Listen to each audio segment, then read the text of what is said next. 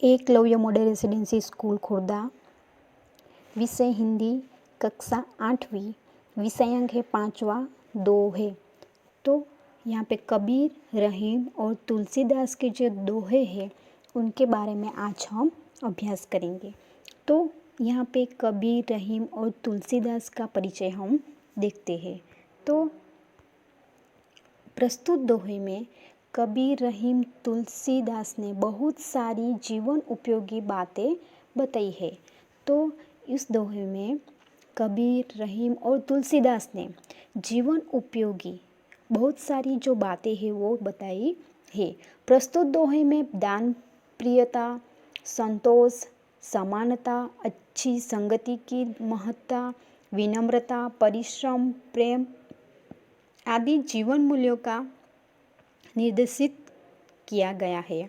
तो हमारे जीवन में जो जीवन में उपयोगी जीवन मूल्य है, दान, प्रियता, संतोष, समानता, अच्छी संगति की महत्ता, विनम्रता, परिश्रम, प्रेम आदि जीवन मूल्यों का यहाँ पे निर्देशित किया गया है। तो यहाँ पे हम कबीर का परिचय देखते हैं। तो संत कबीर 15वीं शताब्दी के कवि है। तो संत कबीर 15वीं शताब्दी के कवि है। आपने हिंदू और मुसलमानों को उनकी गलतियाँ के लिए फटकारा है और दोनों को हिल मिल कर रहने का उपदेश दिया है। तो यहाँ पे संत कबीर जी ने हिंदू और मुसलमानों को जो गलतियाँ करते हैं उनके बारे में यहाँ पे उनको फटकारा है, यानी उनको समझाया है और दोनों को हिल मिल कर रहने का उपदेश यहाँ पे दिया है। रहीम का पूरा नाम अब्दुल रहीम खान खाना है और वो बड़े उदार और अनुभवी थे। वो भी 15वीं शताब्दी के कवि है। हिंदी में उन्होंने बहुत प्रद दोहे लिखे हैं। तो रहीम का पूरा नाम अब्दुल रहीम खान खाना है और वे बड़े उदार और अनुभवी है। हिंदी में उन्होंने बहुत सारे बहुत प्रद दोहे भी लिखे हैं। तो संत तुलसीदास 16वीं शताब्दी के प्रसिद्ध राम भक्त कवि है। उन्होंने रामचरितमानस नामक प्रसिद्ध ग्रंथ भी लिखा है। तो यहाँ पे कबीर, रहीम और तुलसीदास ने जो दोहे यहाँ पे दिए हैं उनके बारे में हम आगे देखेंगे कि कबीर जी ने यहाँ पे पहला जो दोहा है, साई इतना दीजिए जामे कुटुंब समाए, मैं भी भूखा ना रहूं साधु ना भूखा जाए। तो कबीर जी ने यहाँ पे भगवान को प्रार्थना की है कि साई इतना दीजिए, यानी भगवान हमको उतना ही दीजिए जामे कुटुंब समय, जिसमें मेरा कुटुंब है वो भूखा ना रहे और मैं भी भूखा ना रहूं, और जो कोई साधु या व्यक्ति मेरे घर पे आए तो वो भी भूखा ना जाए। बिना विचारे जो करे सो पाछो पछताए, काम बिगाड़े आपनो जग में होत हंसाए। बिना विचारे यानी बिना सोच विचारे जो कोई भी कार्य करता है वो खुद का काम भी बिगड़ता है और वो पछताता भी है और जग के सारे लोग उनके हास्य के पात्र भी बन जाते हैं। तो यहाँ पे कबीर जी ने बताया कि बिना सोचे समझे कुछ काम नहीं करना चाहिए जिससे हमें पछताना पड़े और हमें हमारा जो काम बिगड़े और उन काम पर लोग हास्य करें। तो हमें हमारे जीवन में सोच समझ कर ही कार्य करना चाहिए, यहाँ कबीर जी ने बताया है। कबीरा खड़ा बाजार में मांगे सबकी खैर, ना काहू से दोस्ती ना काहू से बैर। कबीरा खड़े बाजार में यानी भर बाजार में मांगे सबकी खैर यानी सबकी कुशलता के लिए भगवान से प्रार्थना करते हैं कि मेरी किसी से दोस्ती भी नहीं है और मेरी किसी से दुश्मनी भी नहीं है, फिर भी लोगों की खुशी के लिए, खैर यानी कुशलता के लिए वो सब भगवान से प्रार्थना करते हैं।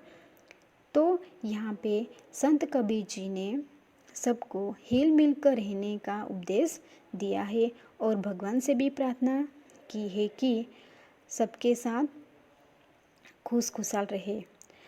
रहीम रहीमन वे नर मर चुके, जे कहो मांगन चाही, उनते पहिले वे मोए जिन मुख निकसत नाही। रहीमन वे नर मर चुके, नर यानी मनुष्य। तो यहाँ पे रहीम जी ने कहा है कि जो मनुष्य दूसरे के घर पे मांगने जाते हैं वो मर चुके हैं, वो मूर्ख है और वो मर चुके हैं, क्योंकि वो खुद अच्छी तरह से काम करके खुद भी कमा सकता है, फिर भी वो लोग दूसरे के वहाँ मांगने जाते हैं, वो सही नहीं है। उनते पहले वे मुए जिन मुख निकसत नाही। उनसे पहले जो लोगों को देने से इनकार करते हैं वो उनको मूर्ख कहा गया है। जो रहीम उत्तम प्रकृति का करी सकत कुसंग, चंदन विष व्यापत नहीं लिपटे रहत भुजंग।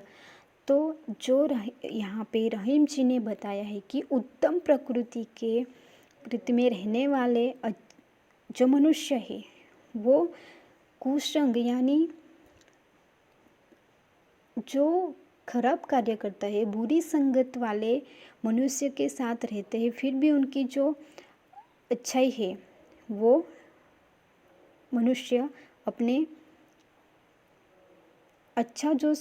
अच्छाई जो है वो छोड़ते नहीं।